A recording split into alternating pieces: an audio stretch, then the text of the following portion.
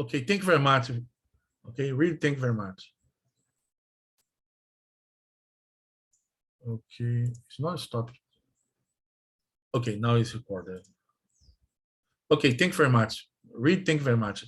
Okay, and you can stop me anytime that you want, okay?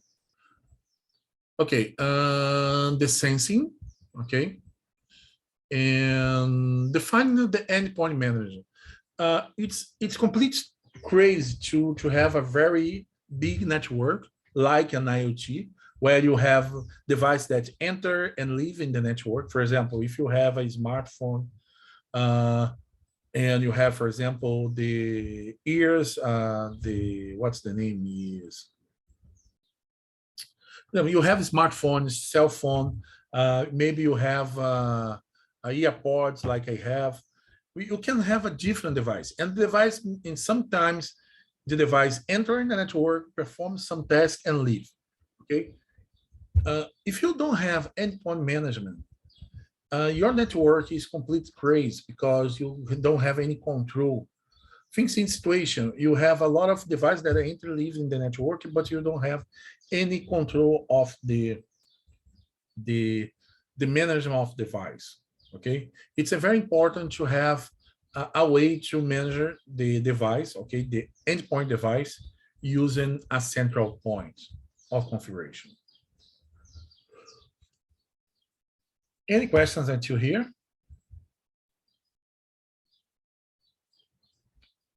No, it's only a revision, okay? We already studied it before. So, but what is IoT architecture? Why do I need an architecture, okay?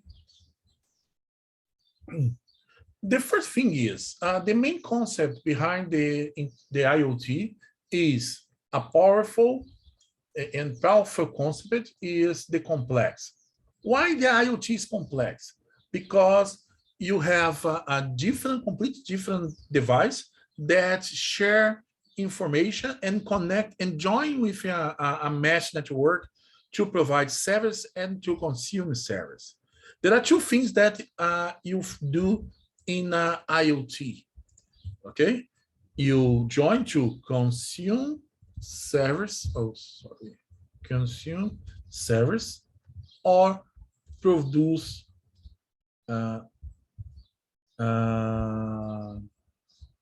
provide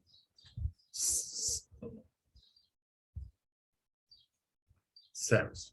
It's the two things that you can do in IoT: consume service or produce service. For example, things a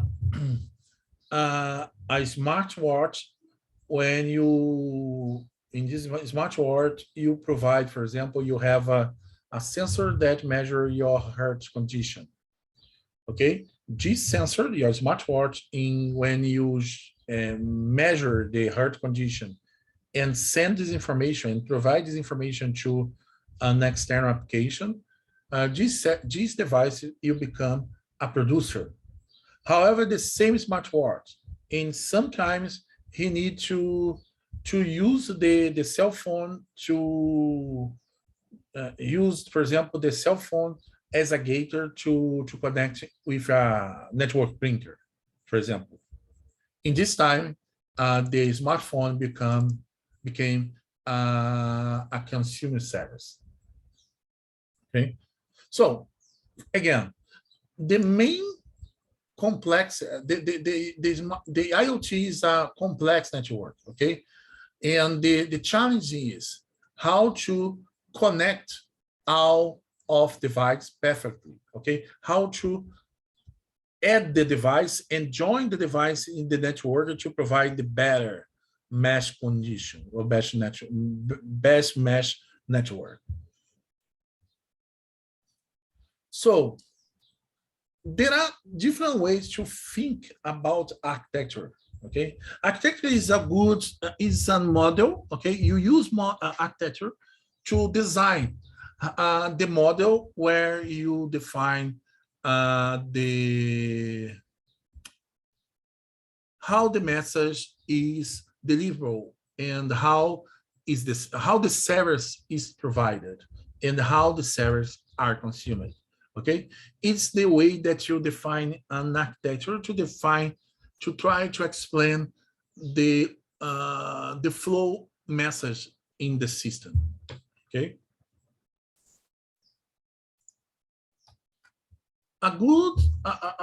The best and most common architecture that you have is the 4-stage IoT architecture. We already told about that, and we back and explain a little more or go a little deep in the explanation. What I say,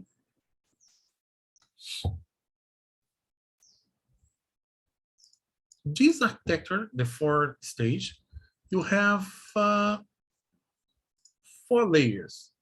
Okay, 4 stages: the sensor, internet gateways, data acquisition systems, edge layer, and data cloud, data center and or cloud.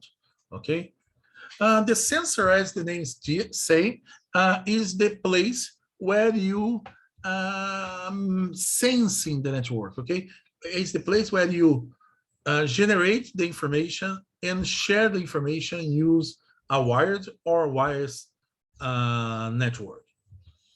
You can use a wired, okay? In the some industry, you have IoT device connected use of cabling.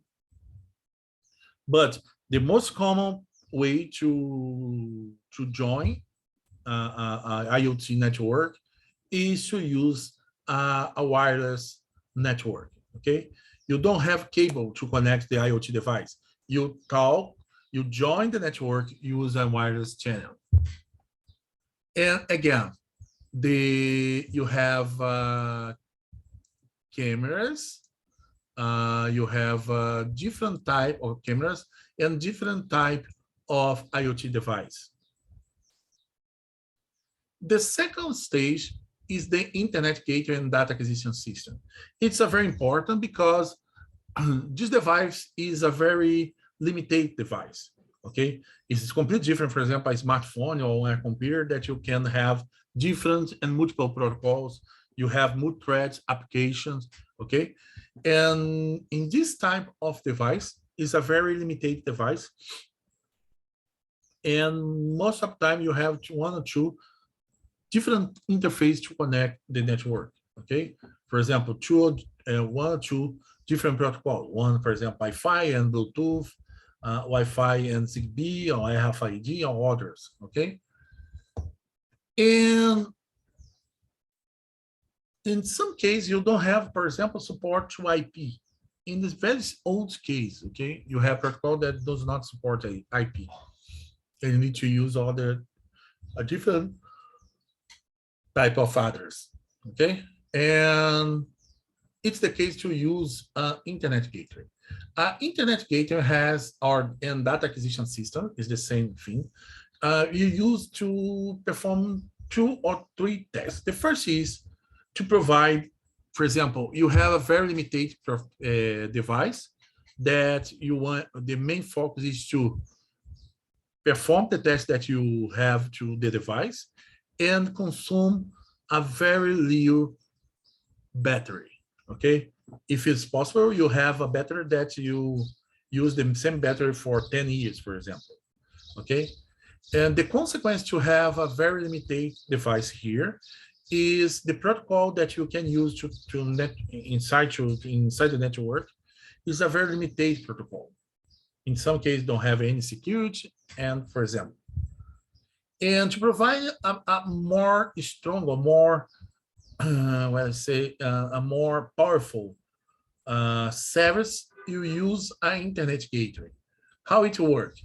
The device connects in the internet gateway, and the internet gateway provides for this device a set of different advanced sets. For example, cryptography, authentication, and others. Okay.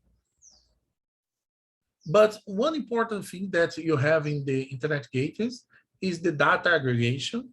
Remember, you have a different type of data that you collect from a different type of sensors. One thing that you need to do is to try to identify in the different source of data what is the same event, okay? For example, you have one event, for example, is a camera detect that one guy entered in the company. For example, 2 p.m., okay? But you have another IoT system that is is an IoT system that measure it's another camera in another point that see that one guy passed from the camera, okay, in front of the camera. It's the same event, okay? The event is about the same people, okay? One thing that you need to do is the data aggregation. Things you have at the 3-4 sensor that detect the same event, however, in a different perspective. The first text you need to aggregate this data, okay? And others. In the stage 3, you have the edge IT, okay? The edge IT is a technology that you can have close to the device, okay, really close to the device, and provide a different type of service. For example, in the internet gateway, you can aggregate different source of data. However, you didn't. You are not enabled to, for example, to define. Okay, this data I'm not sent to the cloud. Okay, who will do it is the edge.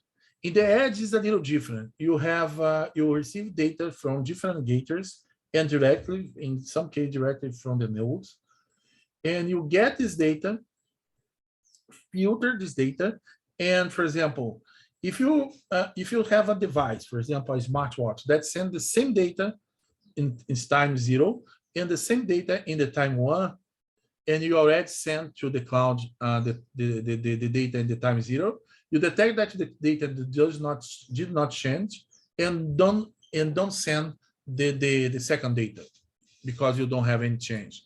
You only send the data when the data changed. Okay, it's one service that Edge provides. Another one is a very advanced security and some capacity to analytics and pre-process. Okay.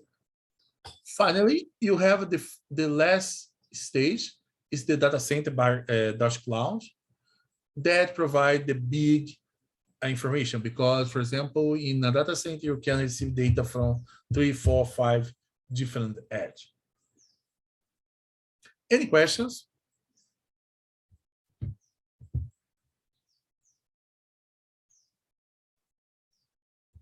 No. Oh.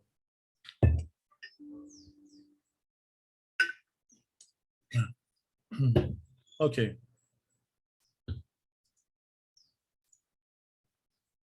A little more about which type of device. You have fins, sensor, and actuators.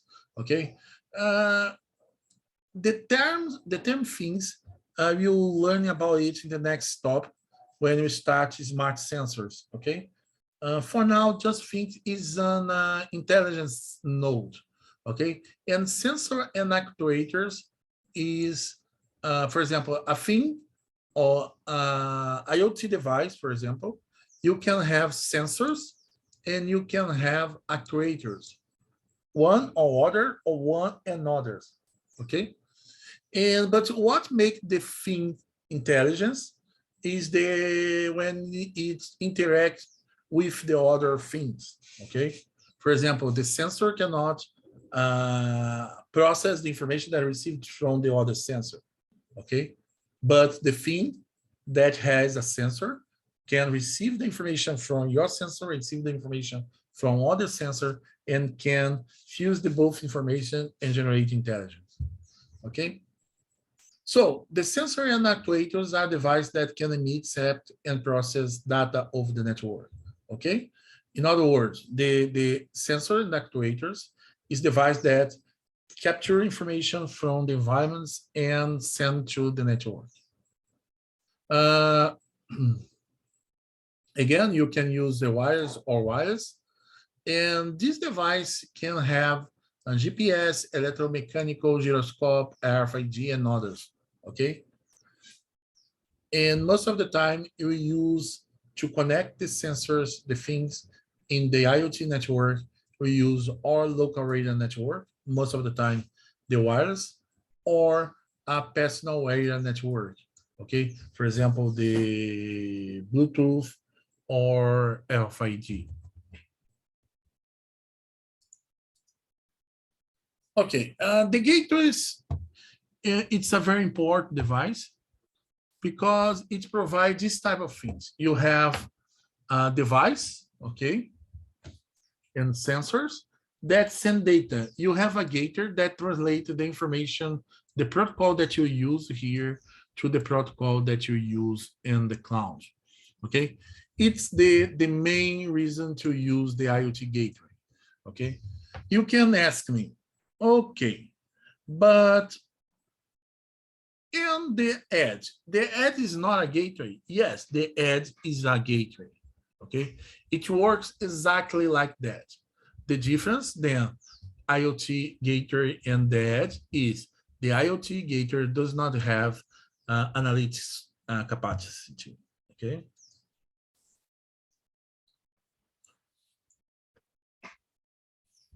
The gateway and data acquisition enable connect between sensor and the internet, okay?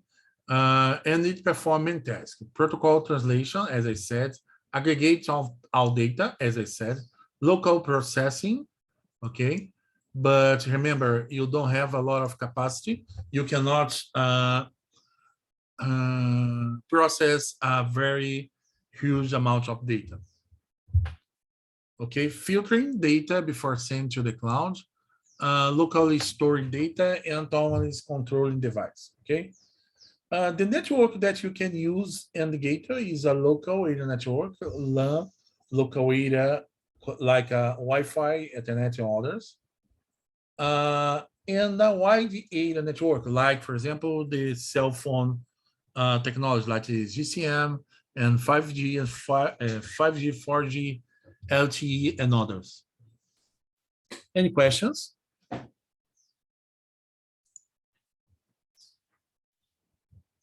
No.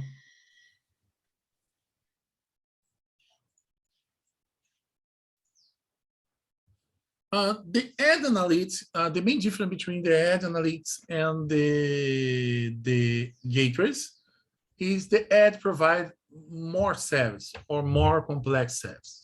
Okay, the edge device is a gateway. Okay, it's a type of gate that analyze and pre-process the data before transfer to the cloud. The main reason to use the edge device is, for example, when you have data that does not change in the time. If you have a data that receiving the time 0 data A, in the time 1 data B, in the time C data B again, in the time D data B again, you only send the data B in the first time, okay, to economize the bandwidth that you have in your network.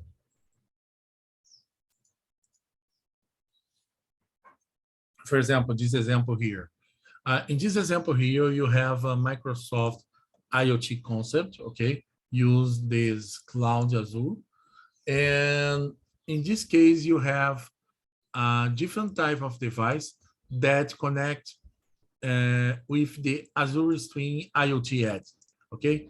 And this part here is the IoT Edge device, okay? And this Edge device translate the data and send to Azure Cloud using specific protocols.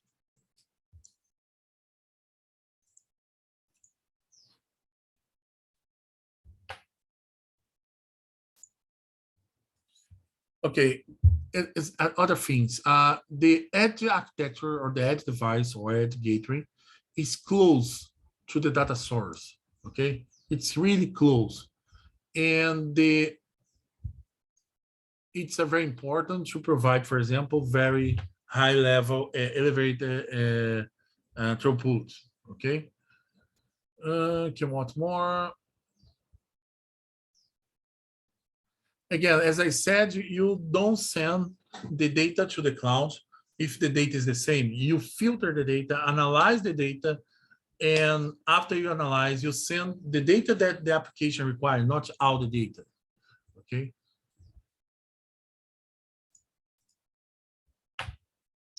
Finally, you have the data center and cloud. The data center cloud comes under the managed service, okay? The most important information is this service provide, one service that this level provide is the managed service, okay? Where it is the responsibility to manage the device and to assure that the device uh, has a very good connections, okay? Uh, Again, the cloud is the brain of the IoT, okay?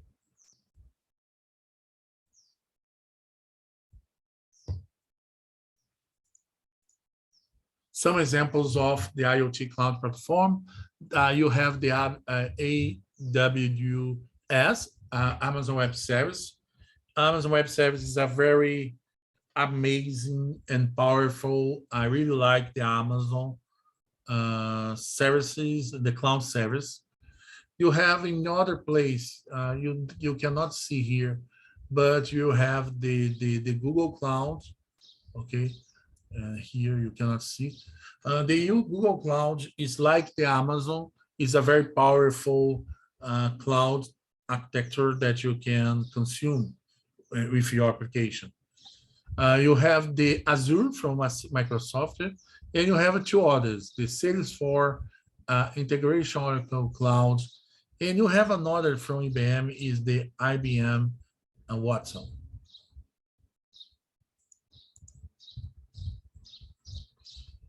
Okay, any questions you hear, guys?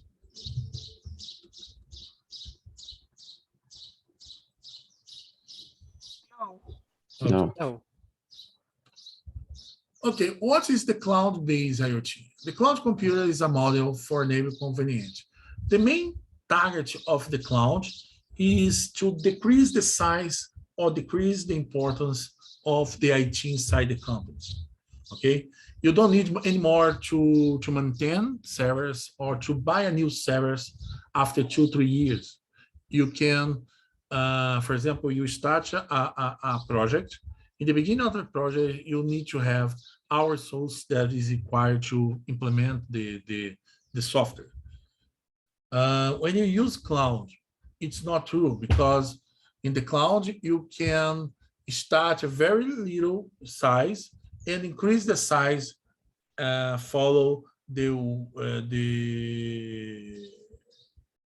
rate that your company or that your projects follow.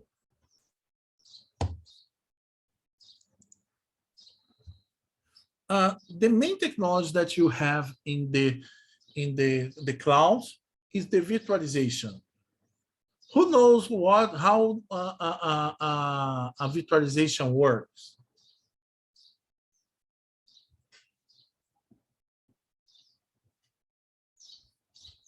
Who knows what is a virtualization? No idea. Okay, the virtualization is a technology that you create a virtual environment, okay? For example, this picture is very good. You have different type of application that provide virtualization. For example, you have the VMware, is a very famous. You have the VMware, and the other is, what's the name? You have Citrix, and you have VirtualBox, for example. Okay, is type of virtual application, but all of them works like in the same way. Okay, you have the infrastructure, for example, the hardware, and you have the operation system, for example, Windows, Mac, or Linux. And above the operation system, you have the hypervision. In the hypervision, okay, in the hypervision is responsible to provide the interface between the virtual machines and the real operation system. Okay, when you have this infrastructure here, okay, what happens? When you have these three levels, it means this one, okay?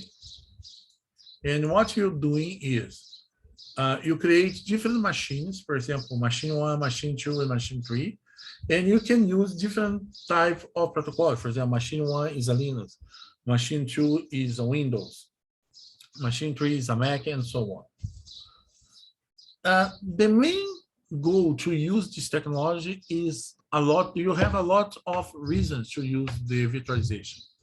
The first is, okay, think situation, you bought a server, install the server, and if you need to provide a different server to another user, and you cannot, for example, put the same server, you don't have anything that you can do. Maybe you need to buy a new physical server to provide the server that you want, okay?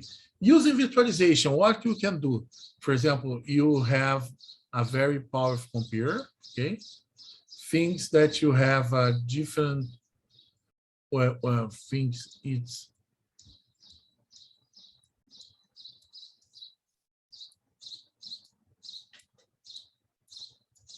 okay, things that it's a amount of memory, okay? What you do is, in this part of memory, you put the server 1, in this part you put the server 2, and this part you put the server 3, okay? For example, in one physical server, you can have multiple servers, logical servers, okay?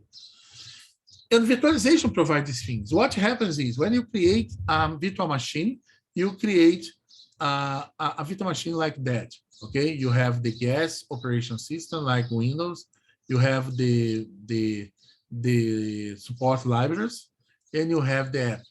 When you create a new virtual machine, okay, what you do is the same. You define the gas OS and define what you move to the cloud, to the virtual machine. If you use, for example, a different operation system, you can have in the same machine one virtual machine using Linux, another using Windows, for example. In the containers is a little different, but you don't use hypervision, you use the container regime, but it's a little different, it's a little more complicated. Any question, guys?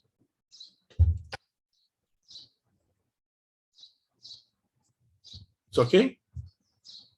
Yes, teacher, no doubt. Yes. Okay. So, depending on what you want, you can select a different type of service model in the cloud. For example, you can select an IaaS, okay? Is an infrastructure as a service. You can use the PaaS, platform as a service. You can use the SaaS, the software as a service, or you can use the DaaS, desktop of a service, okay? I just understand a little more. The infra as a service allows delivering computer infrastructures on an outside basis. For example, things that you have a very powerful servers, okay? And you need to share this computer if you're not a guy. If you use, okay, if you, sorry, delete what I said. Things that was you have, you are responsible for the IT, okay? If your company is a big company, you need to replace the servers at least one time between 5 and 5 years, okay? And every time that you renew your computers, you spend a lot of money and a lot of time to reconfigure, okay? The idea use the infrastructure service, you have the server locally, okay, a physical servers in your data center. You buy these servers in the internet, okay? You have a data center that has the physical environment, and you replace a service in your home to a service in the cloud. Okay, there are a lot of advantages. For example, one advantage is you don't need to pay in maintenance, because every time that you need to improve the performance, you only go to the cloud and buy for it. Okay. The platform as a service is a little different. Okay. For example, the platform as a service you have in the Google, it's or in the Microsoft's, I believe it's 360. Okay. And in this case here, platform as a service, you provide a complete platform, okay, along the the customer to develop, run, and manage application. For example, the Office 365, okay, sorry, 365. In the Office 365, you pay the application and use the application in the cloud, okay? You don't need to download the application, okay? You don't need to download the application. You can use the application. For example, the Google Docs is complete in the cloud. There are a lot of advantages to it. For example, you don't need to worry about the updates because the updates happen in the cloud. You don't need for example, to understand, to handle incompatibility. For example, you buy a new hardware and the new hardware does not work with the old software, okay? Or you buy a new software and the software does not work with the old hardware, okay? You don't need to worry about that because the application is not in your computer, is outside. Again, one example is the Google Docs, Office 365, and others. The Jira is another one, okay? And finally, the software as a service. In this case, it's a little close to the past. However, in the SaaS, you didn't buy or you didn't move one complete application, okay? It's a little different. For example, you want to develop a software that use the camera and identify objects from the camera. For example, identify if, for example, see my face, if I'm the Alexander or not, okay? In the past, what you need to do, you need to download the library, you need to have a hardware to run these libraries, in some cases, a very expensive hardware, and you need to configure the hardware, but software as a service is a little different. You don't need to do it, okay? The cloud you do. You only use the service. For example, if you use, if you develop, for example, the computer vision application, like, for example, you detect objects or detect dangers in a scene. In the past, you need to download all the libraries, configure all the libraries, compile the code in your computer. It's a very boring and a very large task, okay? And software as a service, no. You use the software. For example, instead, the speed you install, for example, the one library in your computer, you use the service that is in the internet. Check this example here is a very good picture to explain it, okay? It's on site, okay? When you have the server, when you have the application. And the IaaS, you manage the operation system through app. However, the virtualization service, storage, and network is managed by the service provider, for example, the Google. And the PaaS is a little different. Remember, the PaaS, you have the application in the cloud. You only manage the application configuration and the data. The other things is the cloud administrator that manage.